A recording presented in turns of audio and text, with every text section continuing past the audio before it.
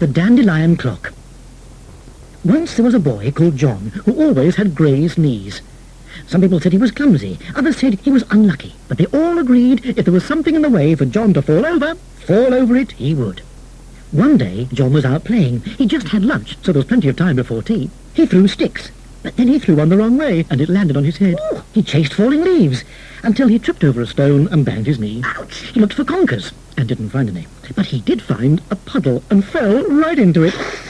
Then he saw a beautiful big round dandelion puffball clock. He picked it and started to blow.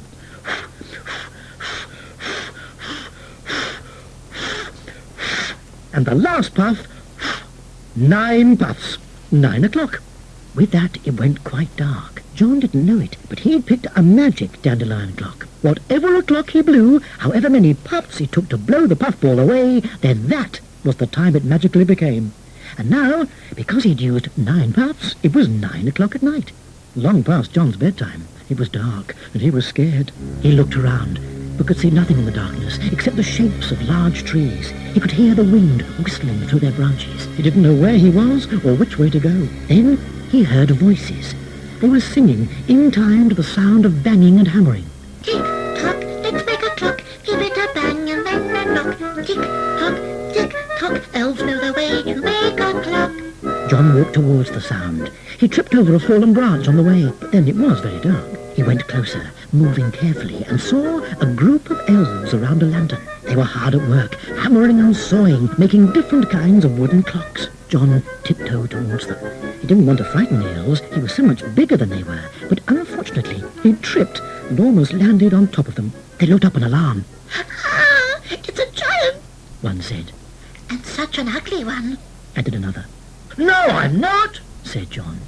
The elves put their little hands over their tiny pointed ears to shield them from the sound of his enormous voice. So he whispered, No, I'm not. I'm a boy. I didn't mean to frighten you, but I think I'm lost. Where am I? How can I get home? One of the elves answered. You're in the land of the clockmakers, but I don't know how you got here to be sure. All I did was blow a dandelion clock, whispered John. I'd only just had lunch, but now it looks much later. How will I find my way home in the dark? The elves began to talk to each other in low voices, so John couldn't quite hear what they were saying. He took out his hanky to blow his nose, but unluckily knocked over one of the elves with it.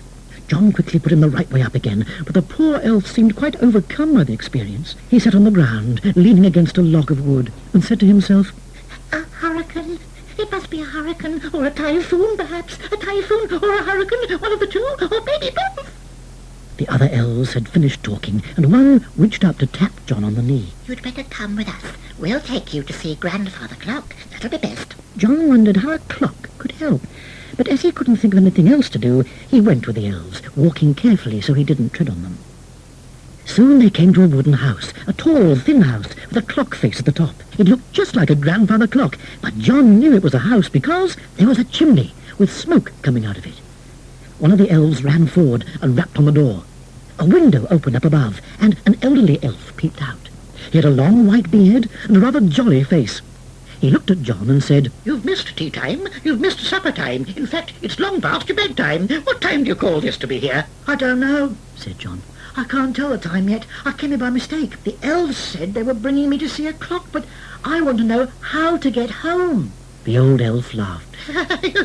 You've heard of grandfather clocks, haven't you? Well, I'm the grandfather. Grandfather Clock. As you can't tell the time, I'll tell you the time. It's time you were going home. High time. Over there. That's your way home. Just follow those lights. You'll be there in no time. John looked in the direction the old elf was pointing and saw that in the distance the trees had beautiful glowing lights on them in all sorts of colours. The lights looked so cheerful and friendly he was sure to find his way. John said goodbye to Grandfather Clock and the other elves and started walking. The woods looked beautiful with lights on every branch. It was like walking through a forest of Christmas trees. The lights were red, orange, yellow, green, lovely glowing colours, twinkling as though they had frost on them. John looked closely. The lights reminded him of something. What was it? He peered at one. It was just like a Roundtree's fruit pastel. How strange. He looked around, then picked one, a red one, because red fruit pastels were his favourites. Before he could put it in his mouth, a deep voice suddenly said, That is one of my fruit pastels. You could at least say please. John looked round, but saw no one at all. Then the voice came again. I said you could at least say please. Please. Said John rather nervously. And then he saw it was the tree that was talking. Sorry, I didn't know they were yours. Don't they look like mine? Boomed the deep voice. However, since you have said please, you may have one. Thank you. Said John. The red ones are my favourites. He popped the sweet in his mouth. It was a Roundtree's fruit pastel. How delicious. Are you travelling far? Asked the tree. We rarely see any boys here, or girls for that matter. Probably a good thing, or there'll be very few lights left at all. John had been about to ask for another sweet, but now he thought perhaps he'd better not. He set off on his way again, and the tree waved its branches at him in a friendly fashion. So the coloured lights dipped and swayed. All along the path there were gnarled old tree roots, and John kept tripping as he walked. Every time he tripped, a deep voice came from the trees. Do look where you're going. Mind my roots. Careful where you put your feet. Until there was a whole chorus of protests as John stumbled by. At last he reached the edge of the forest. The sky was much lighter. In the distance, John could see his home. He hurried towards it. He must have missed 3 meal times at least. As he went along, he saw by the side of the path a beautiful, big, round, puffball dandelion clock. John looked at it. Then he drew back his foot and gave an enormous kick. He missed and fell right on top of the dandelion clock. The puffball flew into 100 pieces. There, that settled that.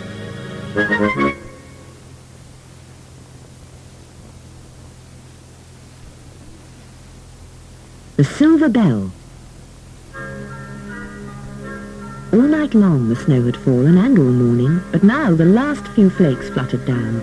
Every tree was covered, every roof, every blade of grass, every twig and every leaf. Jane loved the snow, so after lunch she put on her thick coat, hat, scarf, mittens and Wellington boots and went outside to play.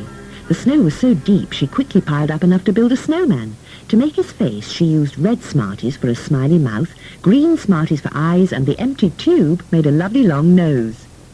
Then, peeping up out of the snow, Jane saw some little white flowers. They were snowdrops. She put out her hand to pick one, but paused as she heard a shrill, cross voice. Do you mind? That's my hat, and I'm wearing it. Put me down. Sorry, said Jane, quickly removing her hand from the flower. It was very clumsy and careless of you, said the tiny person who was wearing the snowdrop flower as a hat. I'm having a terrible day, and I'm sure it's not my fault at all. I'm the Snowdrop Fairy, and I've lost my little silver bell. I need it to wake up all the seeds and bulbs and flowers, because soon it will be springtime.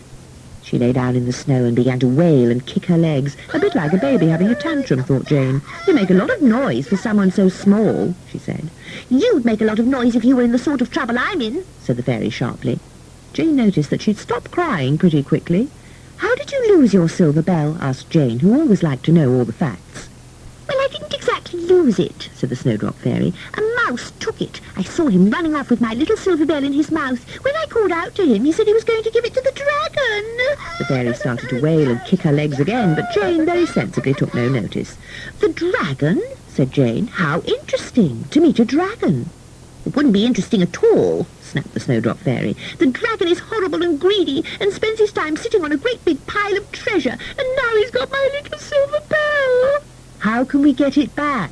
Asked Jane.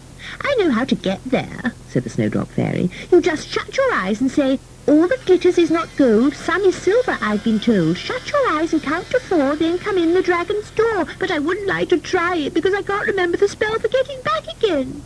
Never mind, said Jane. There's sure to be a way.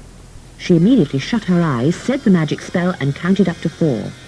When she opened her eyes, she noticed she was hot, far too hot in all her winter clothes. It must be the dragon's fire, she thought. His hot breath is probably as hot as hundreds of radiators and gas fires. She was at the foot of a rocky mountain, but there was a small path leading upwards, so she began to climb. In the distance, near the top of the mountain, she could see something glittering. As she climbed closer, she realized it was the dragon's heap of treasure. Then she saw that lying on top of the treasure, luckily fast asleep, was the dragon himself. He was as wide as he was long, with skin as tough and knobbly as a crocodile's. Every time he took a breath, fire came out of his mouth and puffs of smoke out of his nostrils. The pile of treasure was enormous. Gold and silver and precious jewels of every kind. There were other glittering things too. Lanterns put up by workmen when they mended the road, the shiny bits of Christmas crackers, and even a big box full of milk bottle tops. Jane looked closely. How was she going to find a little silver bell in this lot? The dragon was holding it as he slept, clasped close in one enormous claw. First, Jane thought she'd better plan her escape route. She looked round. There was the path down the mountain, but the dragon would quickly catch her on that. Yes, there was a cave among the rocks. She quietly walked closer and looked inside. A tunnel, that was promising. Now, to get the bell. Excuse me, Mr. Dragon, Jane called. Excuse me, she shouted. The dragon stirred in his sleep, opened one eye, swiveled it round, and at last focused it on Jane. He opened his mouth for an enormous roar, but Jane called up to him again. Excuse me, Mr. Dragon, did you know that the tip of your tail is on fire? Hadn't you better put it out? The dragon reared up in surprise and whirled round and round, trying to see the tip of his tail. While he was doing this, he accidentally dropped the tiny silver bell, and Jane ran forward to pick it up. She raced away into the cave and on down the tunnel. It was very dark and damp and shadowy. Jane carefully put the silver bell right at the bottom of her pocket to keep it safe and ran as fast as she could. Behind her, she could hear the dragon coming after her. He'd noticed the sound of the silver bell. Dragons are so greedy he would have missed even one shiny metal button from his vast hoard of treasure. The wind whistled along the tunnel, spiderwebs brushed against Jane's face, and in the dark she thought she could see the glimmering of cold, unfriendly eyes. She turned to look back. Was the air getting warmer? Was that mist she could see as the dragon's hot breath met the cold, damp air of the tunnel? Terrified, Jane ran on. But then, in front of her, the tunnel ended in a solid wall of rock. She banged on it with her hands, and then looked closely as she saw that there were words carved into the stone. Smooth within and crisp outside, cheerful colours a secret hide. What could it mean? She must be quick. The dragon will be here at any moment. Come on, Jane, hurry, hurry, she said to herself.